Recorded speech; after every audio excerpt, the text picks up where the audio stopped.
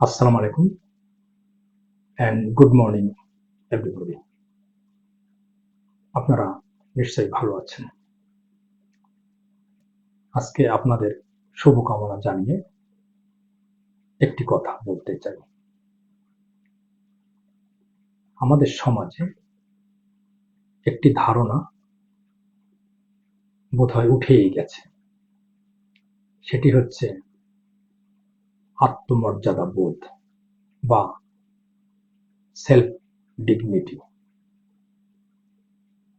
এই ব্যাপারটা বোধহয় আমরা অনুধাবন করার চেষ্টাও করছি না। আমাদের সমাজে অনেক উঁচু পর্যায়ের মানুষ আছে, তারা বড় চাকরি করেন অথবা অনেক বড় ব্যবসা করেন অথবা কোনো না কোনোভাবে ক্ষমতাধর। তো সেই হিসাবে তাদেরকে অন্য মানুষেরা সম্মান করে অথবা ভয় করে অথবা কোনো কারণে মেনে চলে। এটা দোষের কিছু না, কিন্তু দোষের হচ্ছে সেটা যদি ওই মানুষটির, যিনি অনেক উঁচু দরের মানুষ, তার মধ্যে যদি সেলফ ডিগনিটি না থাকে, তাহলে দিন শেষে তিনি যদি একটু হিসাব মেলান, তার হিসাবের খাতা কিন্তু শূন্য হয়ে যেতে পারে। এটাই বাস্তবতা। আমরা ইতিহাস থেকে, সমাজ থেকে, দেশ থেকে, আমাদের চারপাশ থেকে যে শিক্ষাটা নিতে পারি বা আমরা দেখতে পাই, এরকম সেলফ ডিগনিটি বিহীন মানুষ কিভাবে একা হয়ে পড়ে, কিভাবে মূল্যহীন হয়ে পড়ে।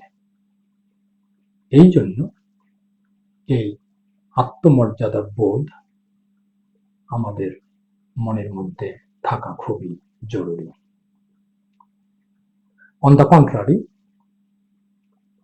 আপনারা দেখবেন যে সমাজে অনেক ছোটখাটো কাজ করে গরিব, ছোট্ট একটু ব্যবসা করে অথবা অন্য যে কোনো খুব ছোট ধরনের কাজ তারা করে, দিন আনতে যতটুকু আয় করে সেটা দিয়ে সে তার সংসার চালায়, ভালোভাবে থাকার চেষ্টা করে।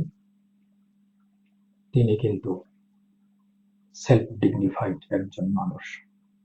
তিনি আর কিছু না হোক, মানুষ তাকে ভয় করবে, সম্মান করবে, এটা নিয়ে তিনি বদার্ড না।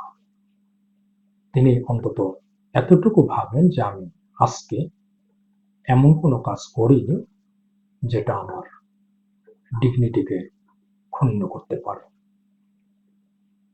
পরিশেষে আমার বক্তব্যটুকু এই যে আমরা যে যে পর্যায়ে থাকি না কেন, যত উঁচু লেভেলেরই হই, মধ্যম লেভেলের হই, নিচু লেভেলের মানুষই হই না কেন,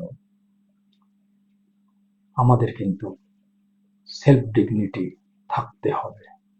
নতুবা আমরা কিন্তু দিন শেষে নিজের মনের কাছে, মানুষের কাছে মূল্যহীন একতাল মাংসপিণ্ড ছাড়া কিছুই হতে পারবো না।